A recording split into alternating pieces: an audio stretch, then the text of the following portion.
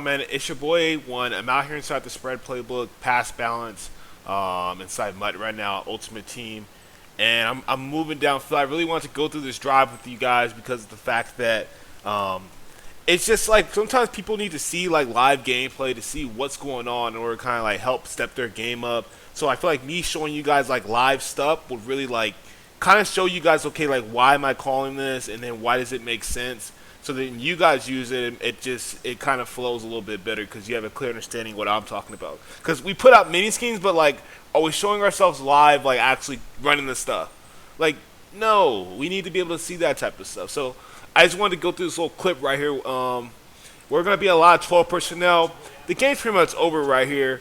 I hit a little play action, and now like, look at the play action how I have it set up. When you look at the route combinations, um, so let me pause it right here. So my route combinations are extremely lethal, and they're really similar, but they're just come out in different formations. So I run the same concepts, and I feel like that's something that's important. I feel like sometimes we get too caught up in the fact that we want to get too fancy, and we don't need to be.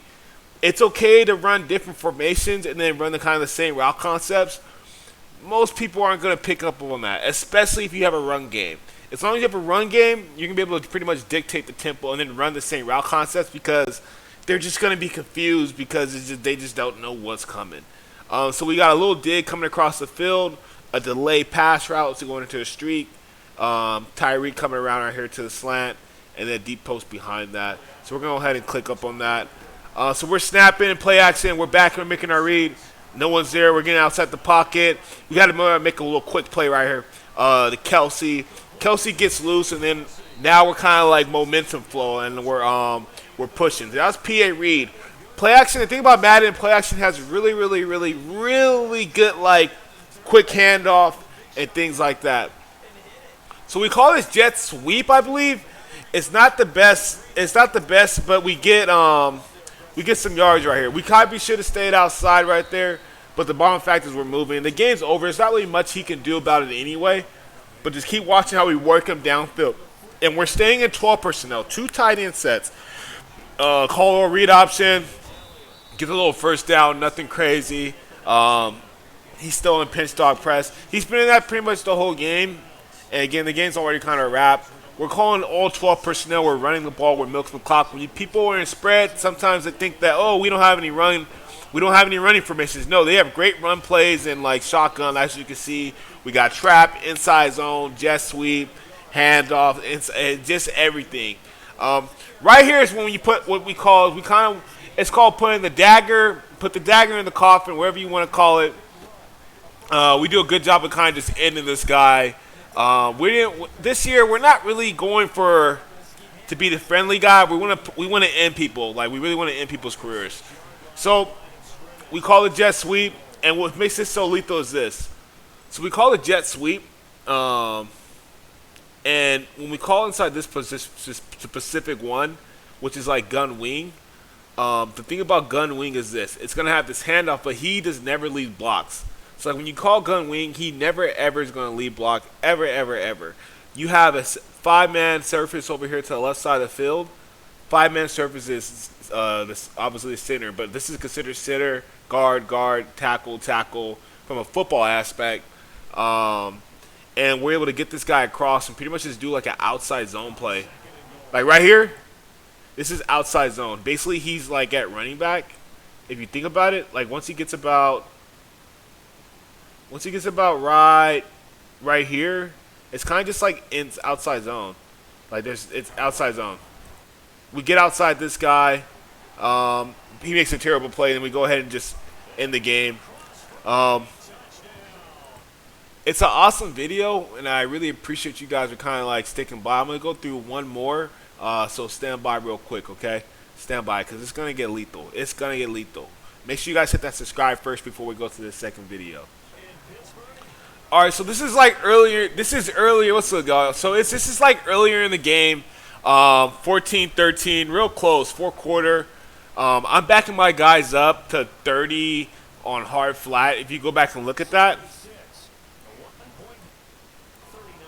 so we put our thing right now on 30 flat. You see that? We're on 30 flat, 15 curl flat. And I'm going to show you guys why. Once you guys kind of like see the coverage and things like that. So now with the coverage, like if you're trying to like find some good like solid zone defense to help you guys out. Where's this at? So where is it? I'm trying to make sure I have my zone out here for y'all. All right, here we go. So this is my coverage, okay? Now here's the thing about this coverage that makes it so lethal in Madden, and it's probably one of my better coverage defenses inside this game is nickel, 245 or 425 cloud. Because he's on a 30, he's gonna be chilling back here.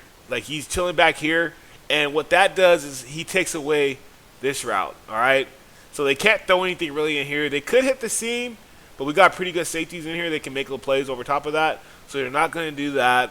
They can't throw it over here in this little area and for the money play. We all know about gun tray flex and those things and how they get down to that. We don't have to deal with that because we put this guy on 30. That means it puts a lot of pressure on us as a safety to go ahead and make some plays. So we switch over to linebacker. Same thing. We're covering. We got to get this hard flat. We're right here. We did a great job in picking the ball off. We do an awesome job picking the ball off. Let's take a look at that one more time. So, pre-snap, I'm right here left. I got a spy. I know I'm good. I see this running back come out the backfield, so I want to jump on that and make sure it's not like going to like the straight to the flat. So I jump on that immediately, and notice that he's coming back inside. Therefore, at that point in time, I can close down the zone to about right here. Because I know he's coming inside, and I know I got support right here to the outside.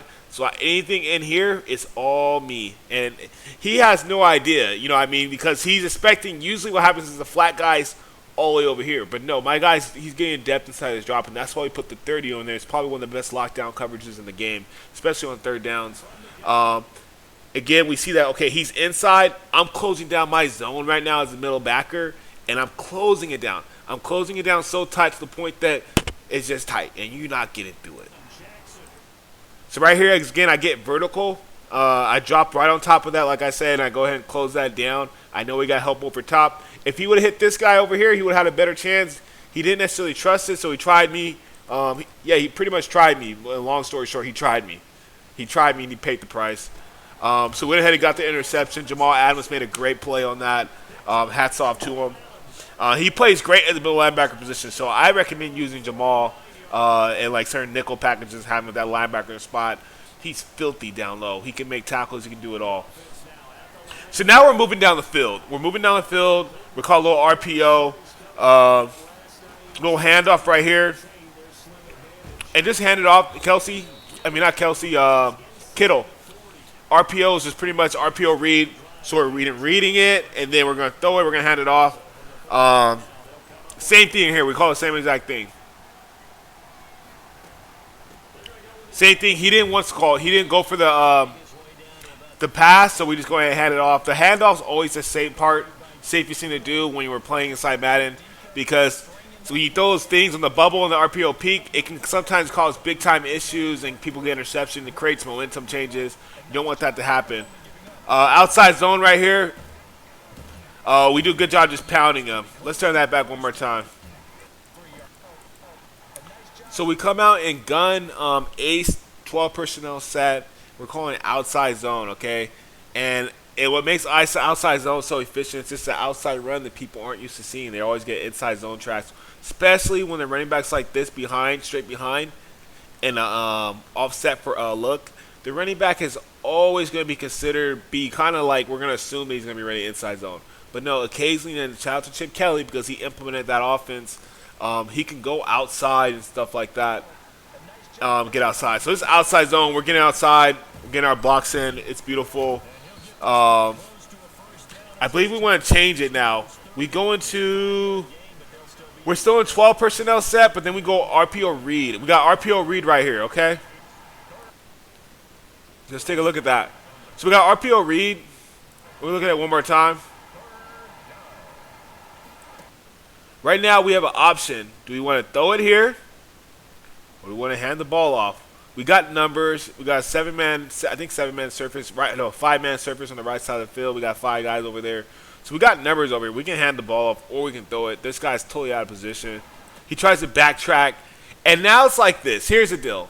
Here's the deal, you guys. When you guys run these RPOs, bro, and these guys start backtracking, like once you commit to it, I pretty much gotta commit to it because he doesn't end up doing the corner, the number 27.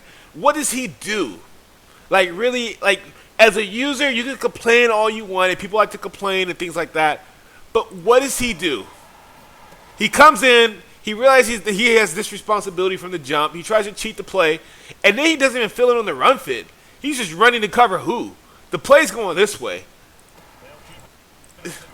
So he totally just messes up the fit, and because of that, we accomplish and we take advantage over things like that. Like let's look at that. Look at that back of that one more time.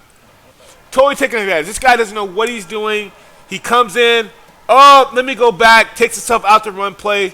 We go ahead and make a big time play. The spread offense is taking advantage over guys that make mistakes. Once you make a mistake in the spread, it's going to be a touchdown because the RPO and things like that. Everybody has to do their job. If you do not do your job, for the most part, when you're running the spread offense and you know what you're doing, and like you've been watching my videos, you're gonna be pretty damn lethal because people are gonna mess up. I'm sorry, they just mess up.